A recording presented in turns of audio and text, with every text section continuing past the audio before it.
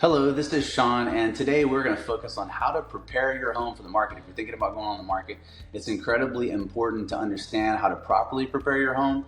And so many times I see people get to where they're worried about other things like pricing, or there's a pricing problem, or the real estate professional that they've hired and how they're marketing it, but they never took care of properly preparing their home for hitting the market from the beginning, allowing the buyer to be hung up on certain things that you cannot fix, honestly, with good pictures and great pricing.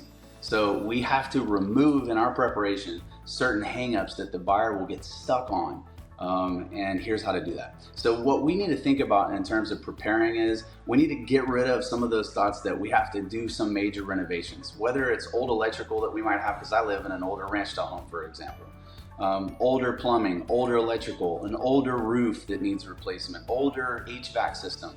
All of these things come up during the buyer's inspection after they go under contract on your home. That is not how they're comparing your home to the other homes, so don't forget that. The way that they're comparing your home is all about cleanliness, organization, how it shows, the emotional feeling that they get when they walk through your home. And this is taken care of very easily by making sure that your floors and your walls are clean.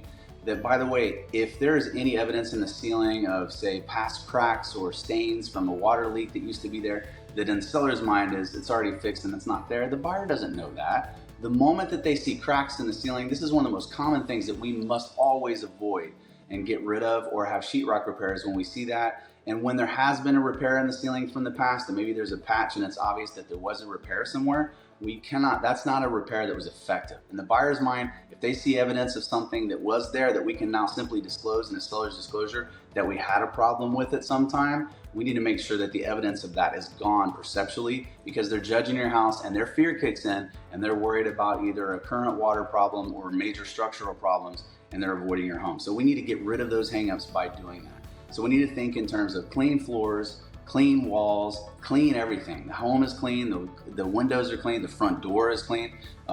When we get to the front porch, so remember, when people walk up, this is also, they start judging your house from the moment that they walk up. So if, let's say, all of the exterior paint is older in your house and it needs a fresh paint job, or it's really dirty on the front porch, remember that the front porch and the back porch is where they're gonna be focused their attention the most. So there's kind of a cheat.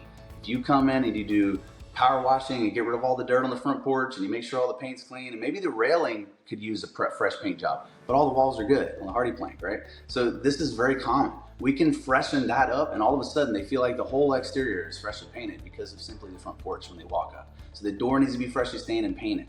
We need to focus on these areas and not major renovations. And remember, we need to discard the belief that we must do any of these major things, because just as easily as you think something has to be done, a lot of times the buyer doesn't even ask for it. I'll use an exact example. I sold a 1950s home not too long ago, and I had the original plumbing, the original electrical, I had the original sewer lines that were about 60 years old, and I had the worst driveway on the block. I mean, the tree had busted up all the roots, had busted up the driveway. It was absolutely horrendous. And I knew that at least that, and probably 2 or 3 other things I would have to do in order to get top dollar, and I asked top dollar. And believe it or not, the buyer paid me full price. I sold it in days, and they asked for not one of the 4 items that I knew I was gonna have to do. So just as easily as I thought I knew, it doesn't always work out that way. So that's how to focus on preparing properly. And if you'd like to speak to us further, we'd love to talk to you about it. Don't hesitate to give us a call, and have a great day.